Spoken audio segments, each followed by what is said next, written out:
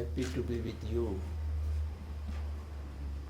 to meet new friends and to talk with you. But today's topic is a very difficult one, and I have a number of limitations. The first limitation is my knowledge of English language. I never learned this language, so to express my views and ideas in this language sometimes I feel very difficult. Shortage of vocabulary and making the sentence in a correct way, all these are difficult for me. There's not only the limitation, I am a stranger to all of you. Most of you we are meeting for the first time. And for the first time and the first hour, I am trying to convey some message without knowing your level of knowledge, your level of information, what you have already gathered, and what things you already know and what things you are willing to explore. So without knowing, to talk my own idea might become a monologue or unnecessary, useless for you. In spite of that, Mr. Ngawaraja always insists that I should come and interact with his guest scholars, and particularly Tibetan Buddhist view on the preparation of death, the dying process, and the post-death experience. The view on the preparation of death, that may be something we can talk about on the experiential level. But dying process and the post-death experience, nobody comes back to tell what the dying process and how he or she felt after death. So these are all speculation, and infers something, or mostly we depend on the canons of dharma, canons of religion. According to different religious traditions, they have different ways of expressing or describing what are the processes of death, or what are the post-death experience, so on and so forth.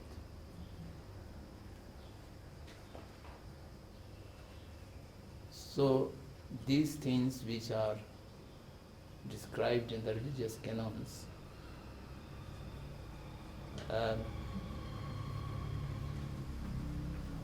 may not necessarily can be proved scientifically.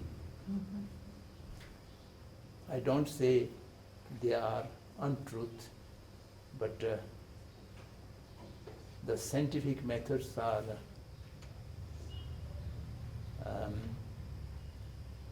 limited, because all these scientific methods are being developed in accordance with the ordinary human conditioned mind. And the transcendent mind does not, the scientist does not have or does not believe in a transcendent mind. Without a transcendent mind, we can only see within the limitations of our capacity to perceive or our capacity to thought. Our thought and our perception both are very much limited, time-wise, distance-wise, and many other things. I can see forms clearly up to certain distance, and beyond that I can't see. And similarly, all these are limited. So therefore, the things which are described in the religious canons, we have to develop our mind to a higher level and beyond the ordinary conditionings Only then we might be able to verify whether it was true or it was not true, and without which we can just infer.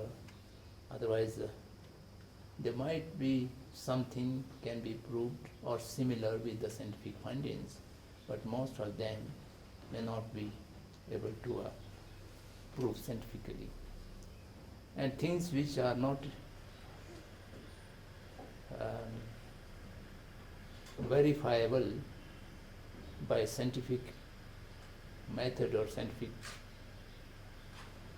examination, then the modern people may not believe in it or may not accept in it.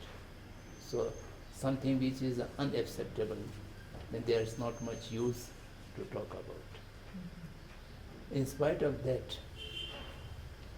I will talk little bit the Buddhist view. What is death? What is the process of death? And what possibility of post-death experience? So it is just for information to you, and you can take it for your examination, or you can just reject it, or these are outdated things. But sometimes these concepts, these ideas are useful for many people who is dying, or he who is in the process of dying. The religious teachings sometimes very useful to specify them, to save them from pain, misery, or horror, fear. This can be reduced, and thereby one can expect a peaceful death. Many people tells me that there's no peaceful death. Death is most horrible, and how you can talk about a peaceful death. But I think there's some difference, some horrible death and some peaceful death. That is, I think, we can see when people actually going through the time. The first Buddhist view on the preparation of death. The Buddhists think that preparation of death, the most important preparation of death is acceptance of death. If you don't have acceptance, then death comes so miserably, and you are not able to go through naturally or without much fear and disturbance. Death is absolutely certain. Since the inception of the universe, since the Big Bang till now, not a single living being survived without death. No one is immortal. And there may be longer or shorter in the lifespan. One day, everybody has to go through the experience of death. Death is 100% absolutely certain. And this certainty is combined with absolutely uncertain. That is when it will come. No one can say it will come after 5 years or after 10 years or after 2 hours. It may come at any moment. We are sitting here very peacefully and talking so many good things, and an earthquake may come and everybody may be buried under the buildings, or some bomb explosion may have, some terrorist may enter, and now almost every day I'm reading the newspaper that someone come in with gun and shoot many people in the schools, something like that. So when it come is absolutely uncertain. So a certainty with uncertainty, if you have acceptance of it, and we also have it may come at any moment, you are unprepared. So you have a clear understanding, it is certain. And it's certain for most of us within 2 decades or 3 decades. If someone is around 50 years, then he or she may think the death may come at most after 30 years, or may come just now, within seconds or within a moment. So this uncertainty and certainty, the combination of certainty and uncertainty, we have to understand. And if you have that understanding, then you feel, I am ready, I will face this reality. It is a reality, so I will face this reality, because no way to avoid it, no way to. Of course, we can make efforts to avoid untimely death. Untimely death means your life force is not exhausted, but you die due to some unexpected cause or reason. So we can take care of health, we can take care of many things, protection of body, these are of course. But in spite of that, there's no assurance that this care will save you in a definitive way. So natural calamities and violence attacks or anything. And apart from that, these days there are so many silent diseases. In year 2015, 4 of my very close friends passed away without any sickness. They are just on usual life and collapse due to heart attack. Some of them very young, and preparing for next day's program, and then we found just passed away. The former president of India was just on the speaking podium, and he was speaking and he collapsed, and he could not complete his talk. So therefore, the understanding of uncertainty, the certainty of death coming and uncertainty, so therefore we have to mentally prepare. Anytime it might come, I will not afraid of it, because it cannot be avoided. So this is one of the things necessary for preparation. Then of course a believer of causality, the good deeds and bad deeds will give good results and bad results, and there is a birth after death. So Buddhists believe in that way. If someone believes this kind of concept, then of course the preparation of death is to reduce one's misdeeds, unwholesome deeds, do a confession and remedy to reduce the unholy deeds and to increase the holy deeds, so that the next rebirth can be taken in a good realm, not in a bad realm. Reborn in a human body, not only in a human body, reborn in a human body in a good shape without any handicap, and a complete form, so that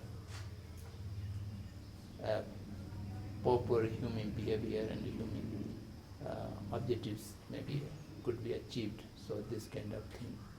So do all the Dhammapada sentence, do all the good things and do avoid all the negative things, and keep your mind pure, and that is the Buddha's teaching. So Buddha's teaching is completely, we can sum up in this: you avoid doing sinful acts or negative acts, and accumulate good deeds so that you will have a goodness life. So that is the preparation of death according to a believer Buddhist. Even the non-believer, the understanding and acceptance is necessary. That will help. So this is about the preparation of death. Then dying process. Dying process, what described in the Buddhist canon appears to be very scientific and scientifically can be proved. But for a believer Buddhist, it's not necessary to prove them. It is a reality for them. I think these processes are being elaborately mentioned in the Sujay Rinpoche's book, although I have not read this book. And he gave me the first copy when he published it 40 years back. So he says it is my first copy. And I promised him that I will read it, but I never fulfilled that Yeah. Now it is translated in almost 40 different languages, and very popular book. You might have read it, but I will repeat something. There are two kinds of process of death. One, death which does not go through any process, accidental death or immediate death, that we call it. Someone is crushed under the heavy truck. Just a few seconds, the lives ended, and someone killed by powerful explosive. So this is instant death. So it does not go through any process. And this kind of immediate death has sometimes advantage and sometimes disadvantage. Advantage is someone is meet with a certain accidental or instant death. At that moment, he or she remain in a very peaceful mind or thinking a very positive idea, and having loving kindness to others, and altruism, compassion. So at this moment, instant death comes. Then the death is in a moment of a positive mind. So that ensures that the person dying is reborn in a good realm, and that positive mind will stimulate in a positive deed which accommodated in his mind. And this is the negative is that someone is in a very negative emotion, full of anger, full of attachment, or full of envy or something, and at that time the death comes, then the mind is unpeaceful, and therefore the dying person may not able to stimulate in a good deed. Instead, it may stimulate some negative and bad deed, and his next rebirth might be in a lower realms and in bad realms. So this is the immediate death. Then someone is dying naturally. The natural death, it may have the process started for few days or at least 5-10 minutes. This depends on individual's physical constitution. So some complete the process of dying quickly and some linger on, but not more than 12 hours or 10 hours when the death process begins and then actually goes to the death. Majority of them, it's 5-10 minutes. The process begins and then comes to the real death. What is death? The definition of death, according to a Buddhist view, is that separation of consciousness from the present body. At this moment, we are alive. Our physical body is being completely owned by our consciousness, and therefore we have feeling, we have a sensation. Whatever is happening to the body, it is being noticed by the consciousness, by the stream of the continuum of the consciousness. So when this relation is ceased, the consciousness leaves the body and it goes out. The cessation of relationship with the body of the individual's consciousness is the death. And once it is ceased from the body, then unless there is a very highly practitioner who achieved some kind of spiritual power, then it cannot return back to that old body. So the relationship between the consciousness and the body is due to the past karmic force. You may not understand the karmic, the deeds, good deeds or bad deeds, whatever is cause of your this life, that deed has a certain force which determines this consciousness will remain in this body for 80 years or 85 years or for 100 years or for 10 years, whatever. So then that force comes to end, then it automatically separates. Maybe instant death, maybe a long process death, then it goes separation. And then natural separation, what is the body? Body is composed of the 4 basic elements.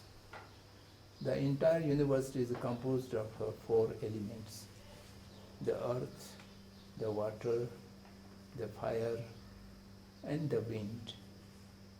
So these are the 4 elements which makes any kind of form or any kind of physical body. So our physical body is composed of the nature of earth, nature of water, nature of fire, and nature of wind. So these are coming together as one body and functioning harmoniously, orderly. And when it remains harmoniously and functioning orderly, we say we are healthy. And there is some disturbance and inequality among them, or not functioning harmoniously, then we say we are sick. The disease comes in. So what is the controlling force? Controlling force of working these things harmoniously and orderly the heart is beating all the time, and the blood is circulating all the time, and the other organs making the blood purifying, and all the wastes are separating, and all the goods are separating. All the time the functioning, this is due to the our past lives karma, past lives deeds, actions, and which is giving result now. So therefore, when the death process comes, the first is the earth portion. The earth portion of body disintegrates from the consciousness. And at that time, the dying person feels a kind of landslide, or being buried under earth, or a kind of earthquake, something that kind of illusion comes to his mind. And the outer sign is the movement of body becomes difficult, or the patient cannot move hands or feet, so body, the gross body become uncontrollable, cannot get up, sit up, something like that. That's the outer sign. The inner sign is some kind of earthquake or landslide, this kind of which you may have. If someone have understanding, then there will be no fear. So yes, now my body's earth portion is disintegrating. Then that will just follow the liquid portion, the water portion disintegrates from the consciousness. And at that time, the dying person have some kind of vision of smoke. The room is full of smoke or something like that. And the outer sign is the mouth and eye, all this become dry and difficult to speak, unable to speak. Then thereafter, the fire portion is disintegrate, and at that time the dying person have a vision of some light, or some sparking, or something like that. And the outer sign is the body become cold, and the heat of body is now disappearing. Then thereafter, the wind disintegrates from the consciousness, and at that time the beginning is a horse in the breathing, and after some time the horse, then the breathing stops. And these days usually when the breathing stops, it is death. That was still not the final death, it was just disintegration of the wind from the consciousness. And the inner vision of the dying people is just like a heap of lightning, something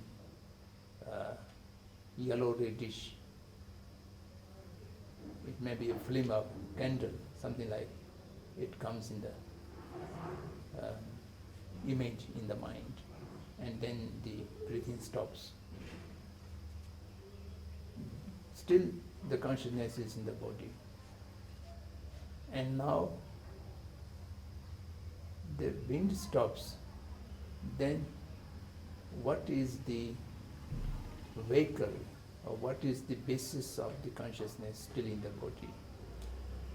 That is the subtlest wind. In English language we call it wind, but in the Tibetan and the Sanskrit, for the force of life, the year which is force of life is not to be called air or wind. It is called the life. Sanskrit word is prana. In the Sanskrit, when they breathing exercise, they call it pranayama. Pranayama means breathing exercise. And the prana is translated in the Tibetan language as so. When we die, the broken of the so cheva. So it has a gross level and a subtle level. The subtlest prana, subtlest moving force. Moving force is among the four elements. We put it in the category of year, but the gross year is visible, but subtle year is not visible. And this subtle year is, we call it lung or the soul, and that is usually translated in English language few different expressions. Mostly it has been translated as energy. It is a kind of energy which becomes the vehicle of the consciousness, and that energy is a part of the present body, but it has the capacity to go away from this body, still it functioning and carries the consciousness into the next body. So at that moment, all the gross thought process, our mind has in a two different level, perceiving mind and a conceiving mind. The whole gross level mind is conceiving mind, that is thought. Thought is not with the reality. Thought is always with the image. And the reality, with the reality, only the perception, the perceived mind can remain with the reality, but conceived mind, the thought process, always with the image.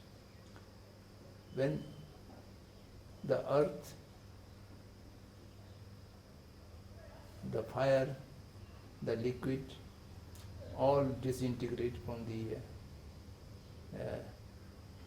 the consciousness, then the gross level of wind or the air is also disintegrate from the consciousness.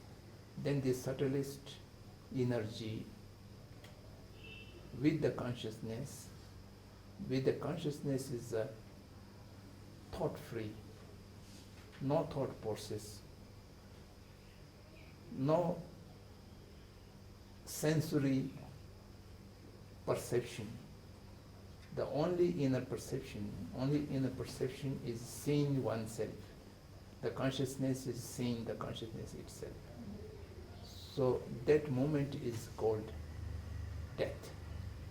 Because when it sees that nothing else, no sensory mind, no thought mind, and only the seed of the subtlest consciousness with the subtlest energy remain in the body, mostly in the chest, the place of chest. Then that is the death. And the religious practitioners, when reach to that process, and they do not depart from the body immediately, they remain in meditation of the perception of the subtlest consciousness for a number of days. So that is what we call the death samadhi, the death meditation. Since the body disintegrated, yet it is not departed the consciousness. In other religious terminology, it may call the soul, and the Buddhists do not use the soul, but the consciousness remain within the body do not decay. So in the recent times, the longest death samadhi, death meditation, was one of the former Gadantriva. He remained in that state for 21 days. And during the 21 days after his clinical death, brain death, his body remained as it is for 21 days. And that time, many medical doctors has visited and examined, and they have no explanation, but they accept, yes, it is a dead, but the body is remain intact. The senior tutor of His Holiness, Judge Jilen Rinpoche, remained in death meditation for 13 days, and I was able to see his dead body, or his in the death meditation on the 11th day.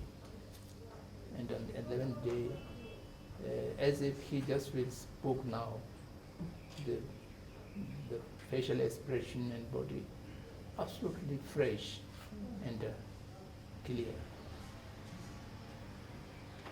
So those people can depart the soul at a will. And for ordinary people who have no practice of meditation, then the body completes the process of disintegration, then the subtlest energy and the subtlest consciousness, which is perceiving itself, seeing itself, comes out. And then that departed, the body will immediately start to decay. The smell may come, or then any kind of decomposing things would start. As long as the consciousness is not departed from the body, the decomposition do not start. So this is the difference. This is very small segment of time.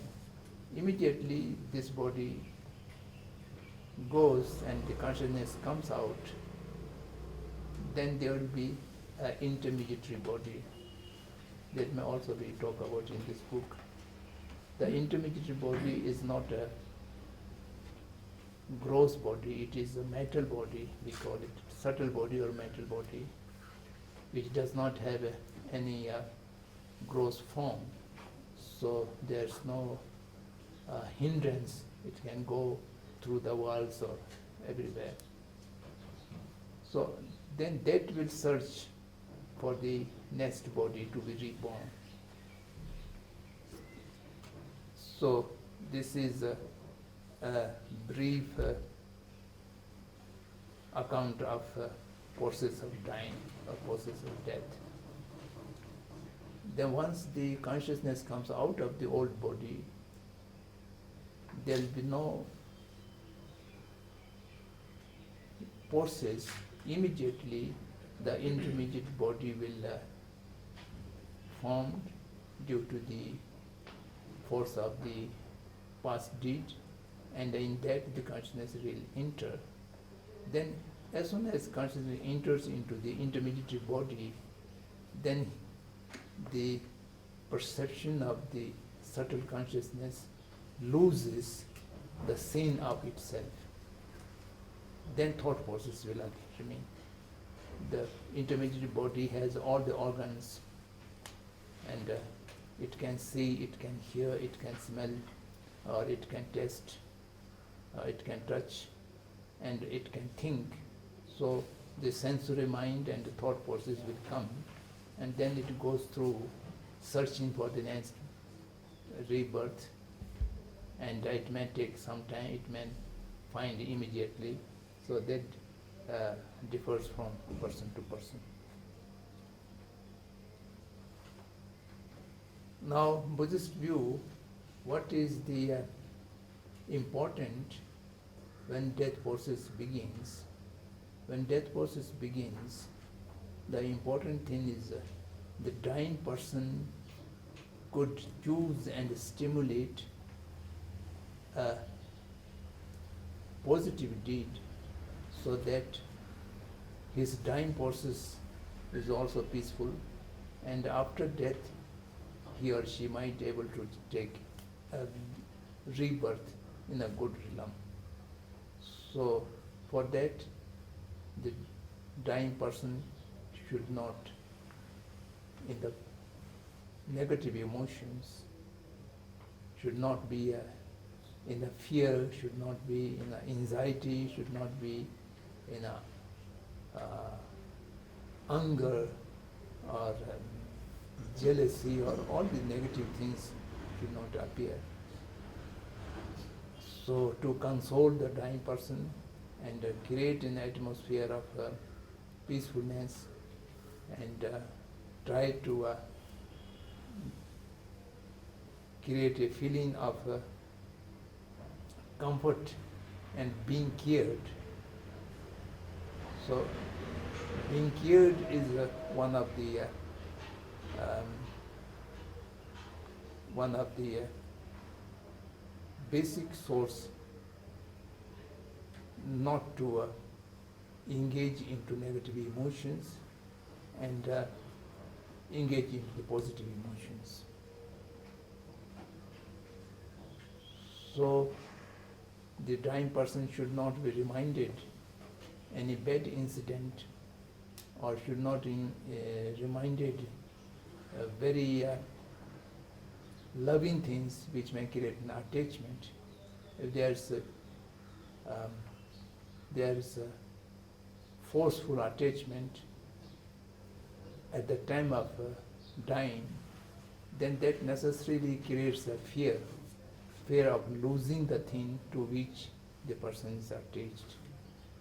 And the attachment, then the person also know the person is dying, because then he will lose the object of the attachment, and that will cause fear and anxiety. So therefore, to comfort the dying person, if someone is a believer, then according to his or her own belief, Christianity or Muslim or Hindu or whatever, their own way of comforting the dying people and reciting holy scriptures or mantras, this would be helpful. Even the non-believer, there should be trying to keep without anxiety, attachment and anger, attachment and heat or anxiety. So that will help that person. And even in an ordinary sense, physically very weak, near to dying, and still the mental is disturbed by anger or by hate or by attachment, that naturally causes misery. So we have to avoid this kind of thing when we take care of the dying person.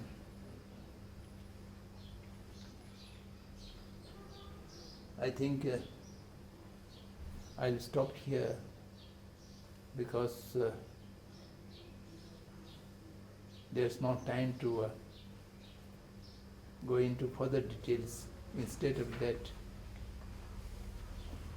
I would welcome your comments or few questions. We have 20-25 minutes time more. So yes.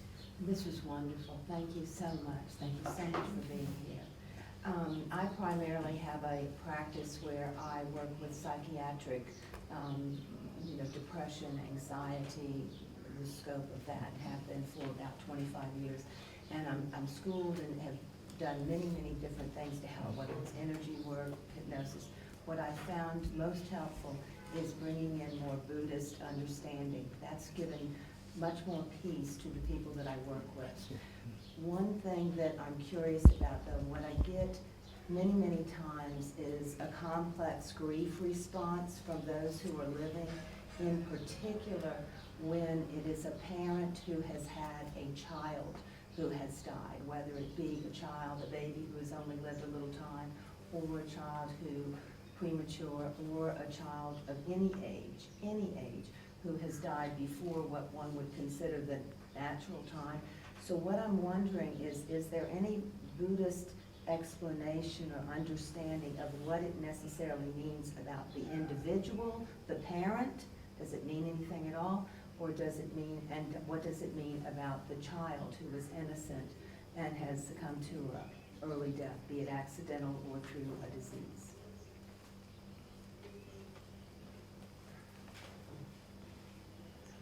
The Buddhist view is that the span of life is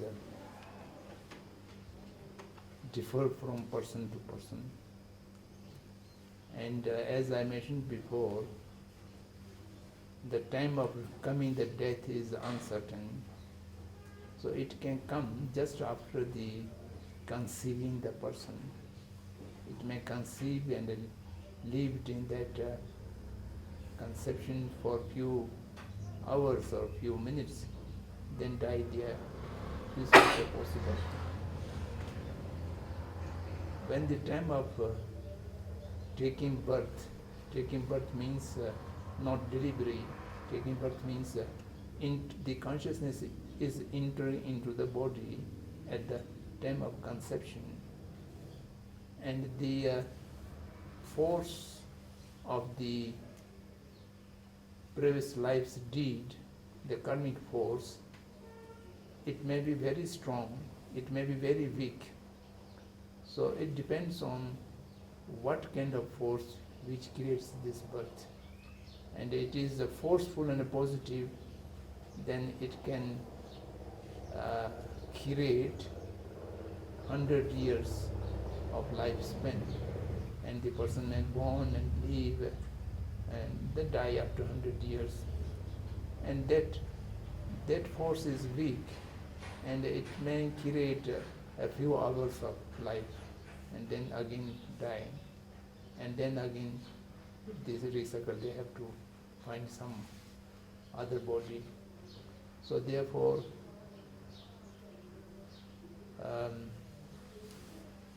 this all depends on the cause, which is cause of that birth is powerful, strong or not. In the canon, there is a metaphor. Somebody shoot an arrow or some stone. How far it go, how distance it go, is depend how much force is created from here. So if I carry a stone and then just I drop, it will just fell down and it will not go for distance. And if I put quite forceful force, then it may go many long distance, many meters away, and then it fell down when the force is exhausted. It go up to that distance according to the force, then the force finished, it fell down. So similarly, our life is being thrown by the private karmic force, private force of the deed, and that force is very weak, and it will not go for long. It will immediately, or it will after some time. Some people dies just after delivery, and some people dies in the 1-2 years, or some people die in the mother's womb. All this depends. The life is how created by the previous force. Thank you so much. Does it mean anything? That was terrifically helpful, Okay. terrifically. Does it mean anything about the person who experiences the heartache and the death of someone, their child who is younger? That we call it a common deed, common karmic force. All the sentient beings, all the living creatures in the world are interdependent. They are directly or indirectly interdependent. So there are thousands of motherhood, there are thousands of consciousness in the intermediate state, and they are looking for a mother to reborn, and then it is not their sweet will, it is not their choice, it is the common karmic the mother and the child has in the past life. They must have some common karmic force, and this person will become child of this mother. So this is not at random, not accidentally, but it also need a cause of karmic force. So therefore, the mother and child both has a dead karmic force. Then the early death of child, the misery shall have to be experienced by mother also. So these are all bondage of deed, good deed and bad deed, the force of karma. It's beautiful. Touch, beautiful, very, thank you. So many times we medically intervene by cardiopulmonary resuscitation, whether the patient dies, and they appear to be, it could be a natural, but sometimes we see it as a tragedy. And when we intervene, are there repercussions in terms of that transitioning to the afterlife when that person should have passed and moved on, and we bring them back to life? I was just curious what that may do to a soul consciousness. This question been asked many times. Yeah. Yeah, I don't find a very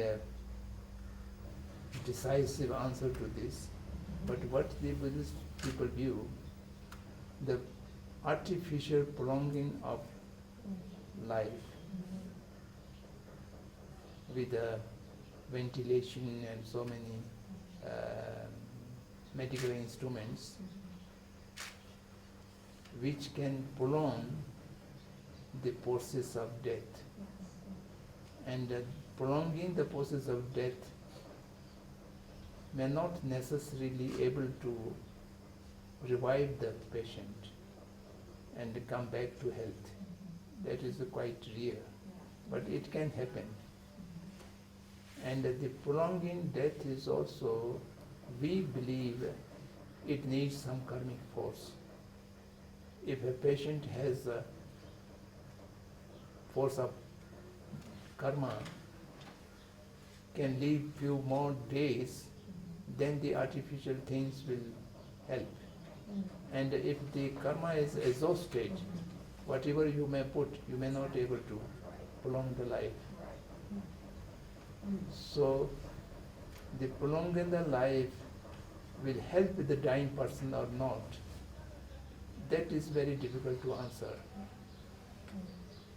As a believer of non-violence, can't say that there should not be artificial support, because even a few minutes prolonging of life or few minutes of shortening of life is considered to be undesirable. As long as it is possible, it should be prolonged. But that would help to the dying person or not, that is very difficult to answer. Nobody knows. Right, exactly. Yeah, thank you. And particularly in these days, prolonging in the state of coma. I know number of patients who have been kept in the state of coma for a number of years. And I don't know whether it is life or it is it's useful or not. One of my friend who makes my teeth, a doctor dentist, very young, and his mother is in coma for last 2 years. And now it is very emotionally something. And he always goes to his mother and feed her. And then sometimes the mother squeezes his hand and he become very agitated. She squeezed me. I think she knows me. Oh, yeah. So, but she is in a coma. So as a non-violent people, we should always say, yes, you must keep on, keep on, keep on. Ricochet, did I hear you equate, or possibly equate, intervention in sustainment with violence? Possible violence? You could be doing violence to one by intervening in the dying process? No, No? intervening in the death process, I know I'm still not violence. To stop the intervention, prolong the process, if someone can keep it on the artificial system, Right, ventilation, all these, right, you can keep it for several days. right. And if I say you stop it, it's no use, that might be considered as violence. Oh, it may be considered, oh, I see. Yeah. So as non-violent people, we cannot advise to stop it. We have in the hospice system, we have these living wills that I think most of us has probably filled out, stating whether we want the artificial extension of life, or if Right.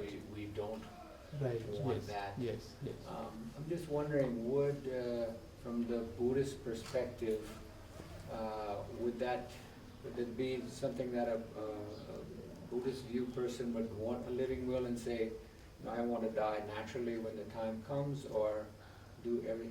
No, in that case, we have to respect the living will, because the life belongs to that person, and that person wishes to die naturally, not to be prolonged in the artificial devices.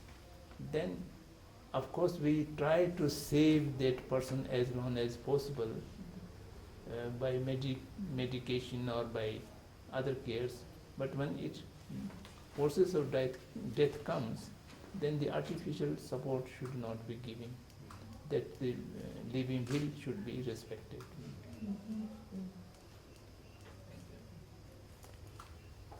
That also very difficult to differentiate what are the artificial device and what are the real health care. So that's very thin division. So real care we must take. Even the last moment we have to give medicine or something like that. But the real artificial things is the mechanical prolonging the body, so that may not be. If there is a will, then that we should respect to that. I know many of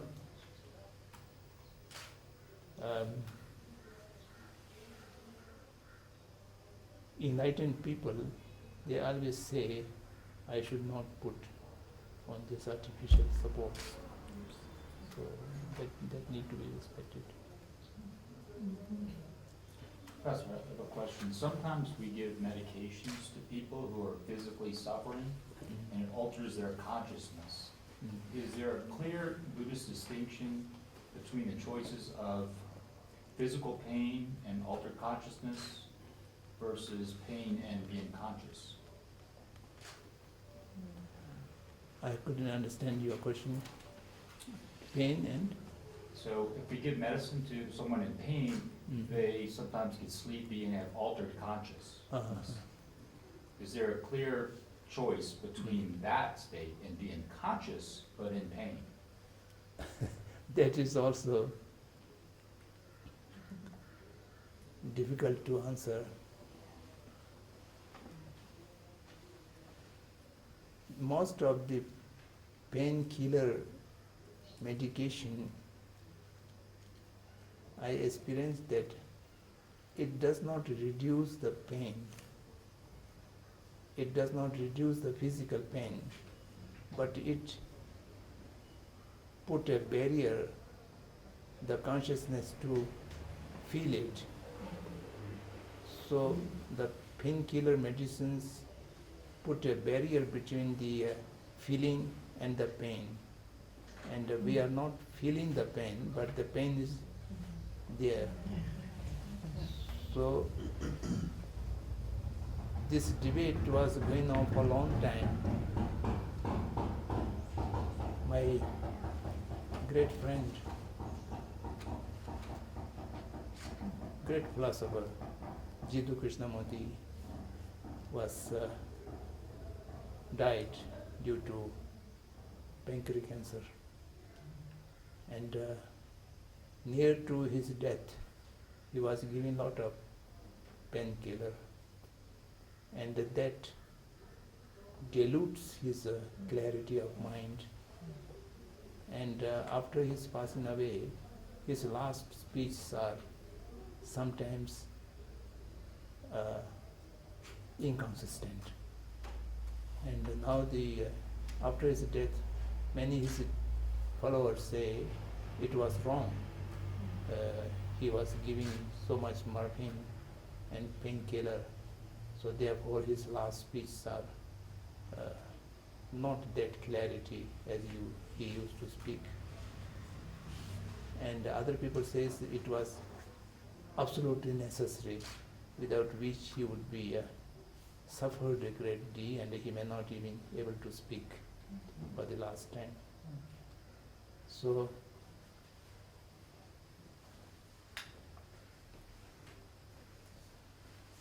it is very tricky question. If we do not give painkiller, the pain itself is disturbing the consciousness. If we are preparing for the clarity of consciousness and then reduce the pain, maybe sometimes helpful. But I don't know, because it has not speaking out as experiential level, we are just speculating. So this is very clear. Pain also disturbs your clarity of mind, and a painkiller may also dilute your clarity of mind. But between these two, very severe pain may not be, may be more disturbance than the painkiller to the clarity of mind. That you doctors need to experiment and find out.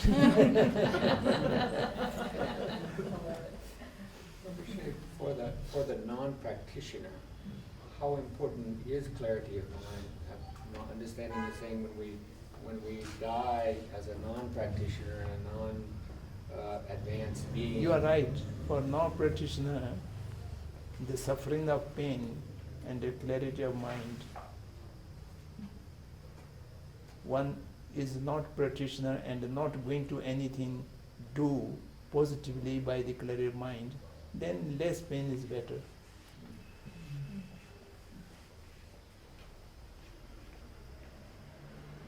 And by non-practitioner, we mean someone who is not to the Buddhist way of thinking. Even if someone claims a Buddhist, but he or she is not practicing the Buddhism in the life, then not able to visualize or meditate the kind of death process, then even the person is not very clear at a mental state, that doesn't harm. For the practitioners, then at the time of death, the alertness of mind is very important. continuation question from earlier. When there's an intervention, sometimes you hear people that wake up and come back, they've seen something or they've experienced something. Would that be the consciousness exiting the body and then being pulled back in? And given more time, would that, just curious your thoughts on that. That I don't know. If the consciousness is completely departed from the body, then coming back is not so easy. I can't say not possible, because there are certain yogic practice to depart and to come back. That is different. And ordinary, without any practice, coming back is but sometimes not the subtlest consciousness, but a portion of mind goes out. I know very authentic person who are undergoing the operation, and he remembered that when his body was operated, he looked from the ceiling, hospital ceiling, and see how the doctors are doing. And then again he become unconscious and come back to the body. So that I don't think the entire consciousness is going out. Sometimes our eye consciousness, sometimes our ear consciousness, that can be separated, and not the inner consciousness.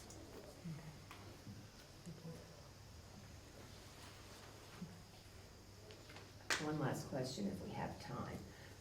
I'm wondering, what is the view on someone who suicides? Suicide is not acceptable in the Buddhist view.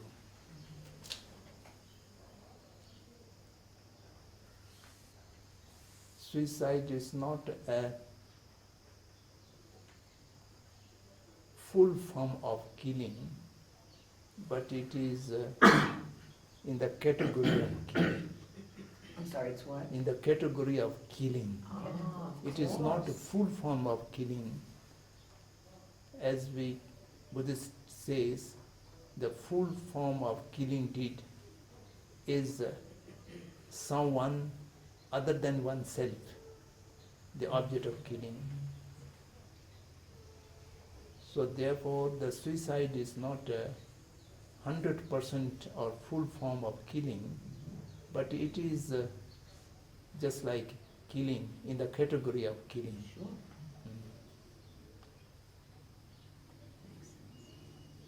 A metaphor goes, the Buddha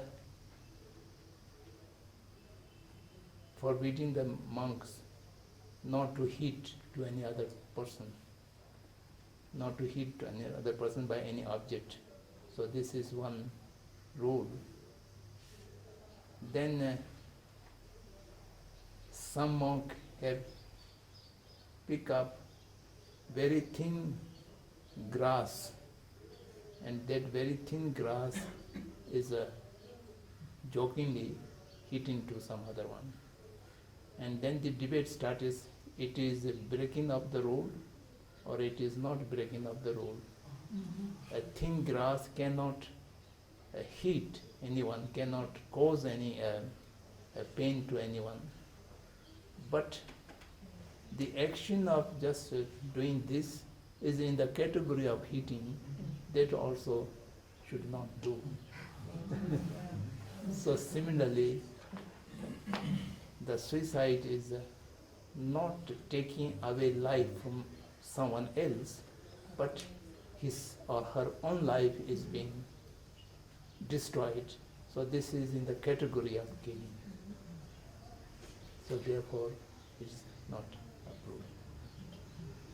Particularly in the Buddhism, who are a practitioner of Vajrayana, the Tantra, then that is a great sin. Suicide is a great sin, because the body is the main vehicle for practice. The main vehicle for Main what? vehicle for, practice. for spiritual practice. In reading the book, in the first part of the book, they talk about life as a preparation for death. Mm. That the Buddhists live life as a preparation for Yes. death and Yes. to exit samsara. Yes, yes. That meditation is an important way to calm your mind and to have positive interaction with the world and yourself. Right. And I know that, just personally, as a selfish Westerner, I work in hospice and palliative care, and it's a giving field. I know that my giving makes me feel good.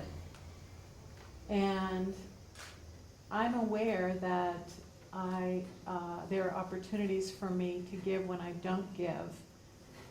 Because it's hard. And I wonder about the karma of giving as self-gratification.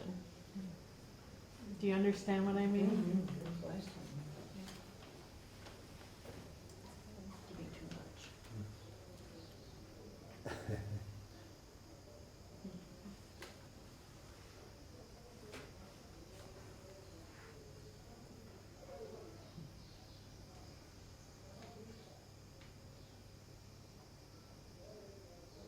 It's an important question, at the same time very complicated question. Generally, giving is considered to be a good deed, positive action. But the action of giving will become positive, negative, or neutral. How it can be decided? This only can be decided from the motivation and the intention by which the act of giving is performed.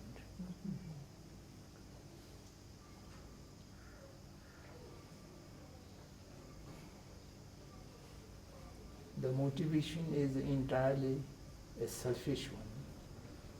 For example, some person wanted to get down some illegal thing or undesirable thing from some authority and gives huge bribe to that authority.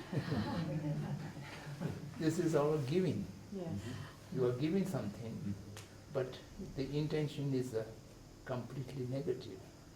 So therefore, the giving is a negative, most negative thing. And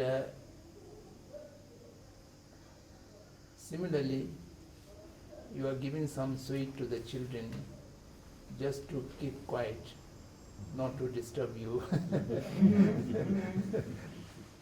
And that also a selfish motive. And similarly, selfish motive can come in other ways also. One is practicing for purification of one's mind and to get enlightenment or to get salvation, and for enlighten oneself or for purify oneself. They're also act of giving. And that act of giving is a kind of selfish motive, but that selfish motive is not a mundane or worldly selfish motive, but for a spiritual selfish motive. And that has that is considered to be a positive deed. And in the Buddhist view, we categorize the practitioners, the first practitioner, the medium practitioner, the great practitioner. There are three different categories we use to differentiate. The ordinary or the first practitioner is thinking of one's own next life, giving things in order to get a good realm in the next birth. And the second is not next birth, but for the salvation of self, unconditioning or get freedom from the bondage of samsara for oneself. That is the medium practitioner. The great practitioner is the Bodhisattvas who are aspiring for Buddha nature. The Buddha nature can never be aspirant for the sake of self. To achieve Buddha nature is a means. The objective is to serve the others. And entirely dedicated for the serving the others. And for that you are practicing the Bodhisattva Acharya to achieve Buddha nature, and you are giving some generosity, that is practice with generosity. That is absolutely free from selfishness, and that's the greatest one. So therefore the intention of any act will determine the act is good or bad. And that intention is also, there are so many different levels, the highest level to lowest level. So we have to differentiate all this in great detail. On a related question, but a political question, given your background and your expertise, I was greatly disappointed to learn that when the Dalai Lama was in Rome, he asked for an audience with Pope Francis, and the Vatican said no because they didn't want to offend the Chinese because they were in some sort of delicate. Was that an act, by denying that visit, was that a selfish act on the part of the Vatican? And I was just wondering, given your political background, your thoughts on what happened in Rome last week? We do not know what exactly the intention of His Holiness the Pope. Even we do not know whether His Holiness Pope is aware of these forces, and it may be decided at the official level, lower official level, who deals with China and all this. But whatever it may be, if it is a compassionate, selfless, compassionate mind to the Chinese people or Chinese authority, and there's no use to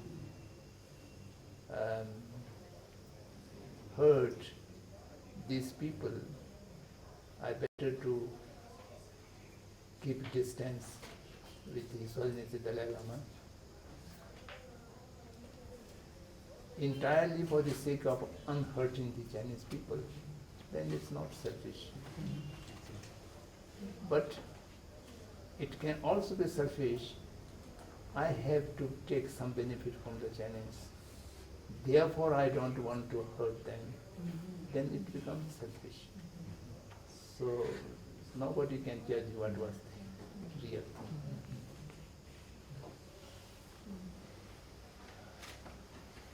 Okay, I have to go because there are some other engagements that so I'm sorry. Thank Is you. this